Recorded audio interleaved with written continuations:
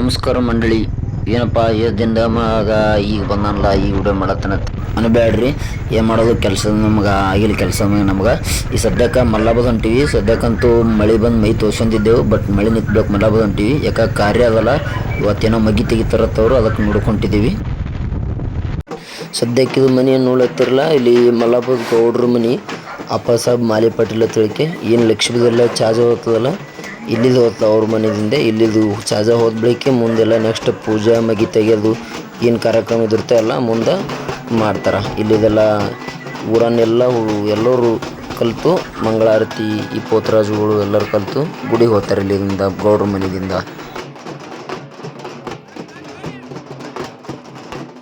ಇನ್ನು ಪೋತರಾಜುಗಳು ಅಂದ್ರೆ ಆಲ್ರೆಡಿ ಗೊತ್ತೇ ಇದ್ದಿರ್ಬೇಕು ನಿಮ್ಗೆ. ನಮ್ಮ ಉತ್ತರ ಕರ್ನಾಟಕದಂತೂ ಗೊತ್ತಿದ್ದಿರ್ತದೆ. ಸ್ಪೆಷಲಿ ಈ ಜಾತ್ರೆ ಒಳಗೆ ಪೋತರಾಜುಗಳೇ ಮೇನ್.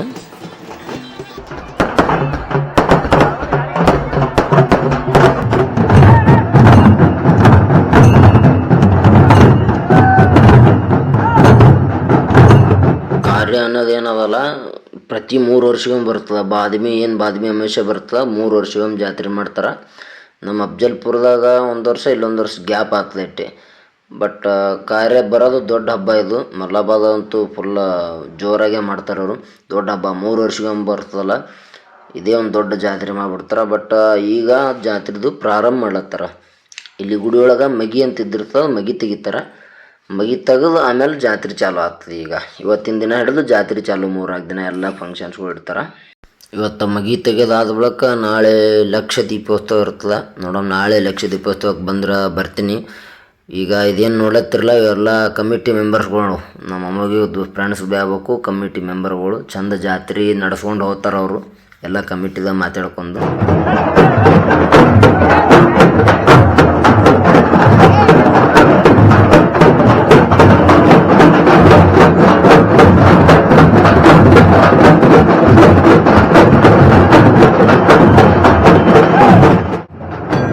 ಗೌಡ್ರ ಮನೆಯಿಂದ ಮಂಗಳಾರತಿ ಎಲ್ಲ ತಂದು ಇನ್ನೇನು ದೇವ್ರ ಗುಡಿ ಒಳಗೆ ಹೊಂಟಾರ.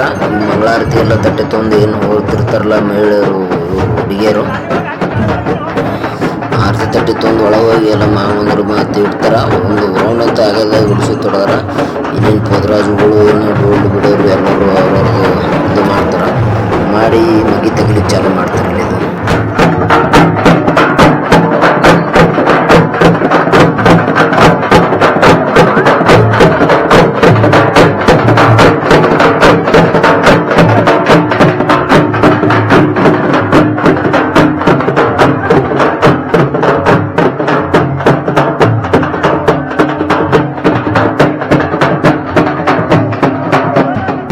ಎಲ್ಲ ಅಂತೂ ಮುಗೀತು. ಬರ್ರಿ ನೋಡೋಣ, ಮಂಗಳಾರತಿ ತಂದು ಪೂರ ಇಂಥ ಜಾತ್ರೆ ಒಳಗೆಲ್ಲ ಇದು ಹಾಲತ್ತ ಇದೆ ನೋಡಿ. ಎಲ್ಲ ಆರತಿ ತಂದು ನೀವಂತೂ ಕೂತಾರೀಗ. ಒಳಗೆ ಬಾಗಿಲಂತೂ ಬಂದ್ ಮಾಡ್ರ, ಮಗಿ ತೆಗಿಲತ್ತಾರ. ಮೋಸ್ಟ್ಲಿ ಬಾಗಿಲು ಬಂದ್ ಮಾಡಿಟ್ರ. ಇನ್ನೇನು ಮಗಿ ತೆಗೆದು ಓಪನ್ ಮಾಡಿದ್ರು ಬಾಗಿಲು ಅಂದ್ರೆ ನಿಮ್ಗೆ ದೇವಿ ದರ್ಶನ ಭೀ ಮಾಡಿಸಿಬಿಡ್ತೀನಿ. ದೇವಿ ದರ್ಶನ ಮಾಡ್ಕೊಂಡ್ಬಿಡಕತ್ತಿರುತ್ತೆ ಎಲ್ಲರೂ. ಈಗೆಲ್ಲ ಒಳಗೆ ಅಲ್ಲಿ ಪೂಜಾರಿ ಒಳಗಾರ ಮಗಿ ತೆಗಿತಾರ, ಅವ್ರು ಒಬ್ಬರೇ ಇದ್ದಿರ್ತಾರೆ ಒಳಗೆ. ಇಲ್ಲಿ ನೋಡ್ರಿಗ ಇದು ದೇವಿ ದರ್ಶನ ಮಾಡ್ಕೊಂಬಿಡ್ರಿ. ಮಲ್ಲಾಬಾದ್ದು ಲಕ್ಷ್ಮಿ ಇವರು ಪೂಜಾರಿ. ಇದು ಸಸಿ ಹಾಕಿರ್ತಾರೆ ಅವರು. ಸಸಿ ಹಾಕಿ ಆಮೇಲೆ ಜಾತ್ರೆ ಚಾಲು ಆಗ್ತದೆ. ನಾಳೆ ಹಿಡಿದು ಮಗಿ ತೆಗೆದಿರ್ತಾರೆ. ಅದನ್ನು ಆಮೇಲೆ ತೋರಿಸ್ತೀನಿ.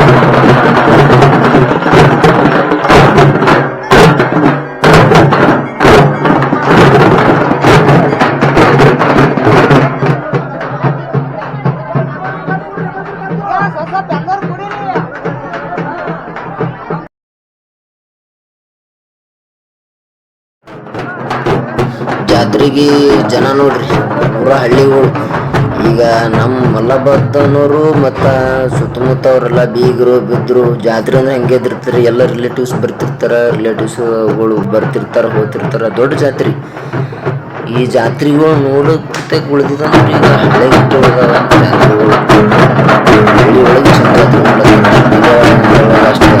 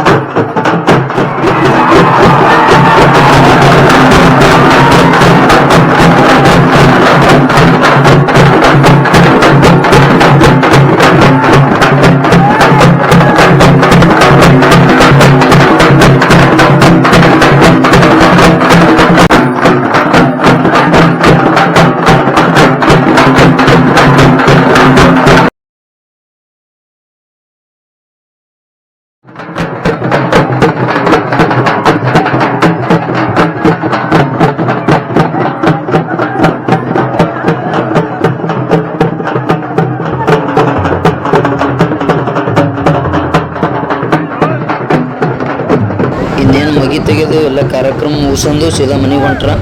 ಮಂಗಳಾರತಿ ಎಲ್ಲ ತೊಗೊಂಡು ಅವ್ರವ್ರ ಮನೆಗೆ ಶಿಫ್ಟ್ ಆಗಿಬಿಡ್ತಾರೆ ಸೀದಾ. ಇನ್ನು ನಾಳೆಗೆ ಲಕ್ಷ ದೀಪೋತ್ಸವ ನಾಳೆ ಬರ್ತೀವಿ ನೋಡಮ್ಮಿ.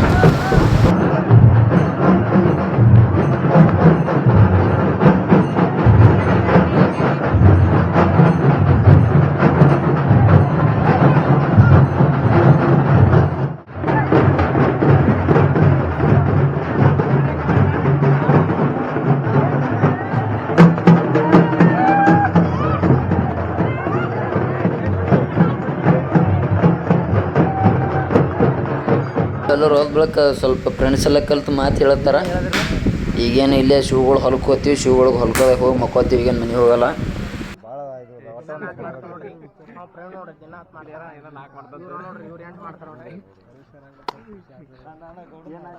ಬರ್ರಿ ಗೌಡ್ರು ಬರ್ರಿ.